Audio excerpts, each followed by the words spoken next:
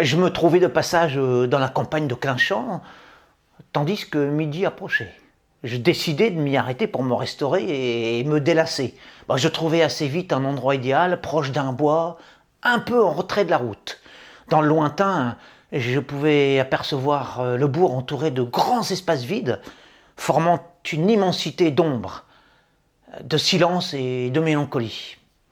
Méditatif à cette vision surprenante, je disposais presque avec regret les couverts et aliments sur l'herbe pour ce pique-nique impromptu. Manifestement, je me sentais atteint par l'ambiance particulière se dégageant de cet horizon. Un étrange phénomène venait de se passer en moi. Où venais-je d'atterrir en ce lieu de hasard qui, au tout premier abord, ne m'avait pas particulièrement troublé. Je pressentais que ce jour ne serait pas comme un autre. Essayant de ne pas me laisser envahir par ce mystérieux sentiment, je commençai à manger. Mais à mesure que je prenais ma collation, une sorte de malaise se répandait autour de moi. Le regard dirigé vers le village et ses alentours, j'avais l'impression d'entrer progressivement dans le décor, pour en faire partie intégrante.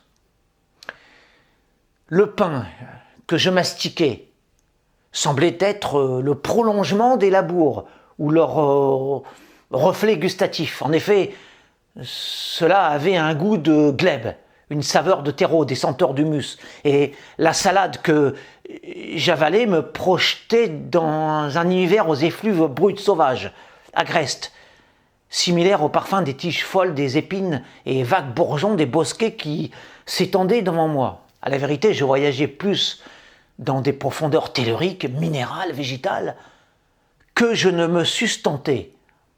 Curieuse sensation de ne plus m'appartenir, de me laisser emporter par des ailes de granit. Bientôt j'ingurgitais d'autres nourritures que les simples éléments palpables de la nature, des mets plus lourds encore, aux arômes d'indigeste vérité et de mortuaire beauté. Imperceptiblement, je passais du déjeuner comestible au festin de caveau.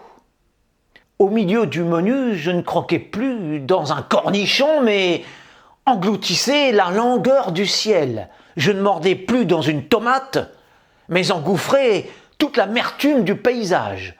Je n'ingérais plus une patate, mais dévorais les pierres figées de déprime. Au fil des bouchées, je devenais le poids et la brume, la boue et la rusticité, l'effroi et l'épaisseur de ce pays d'impasse et de crépuscule. Le dessert s'annonçait vertigineux de noirceur. Et pourtant, je voulus le savourer jusqu'à la dernière miette.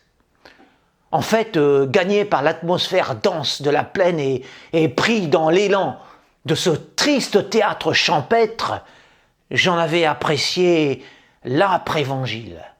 Je m'étais nourri des pesanteurs, ténèbres et troubles lumières de Clinchamp.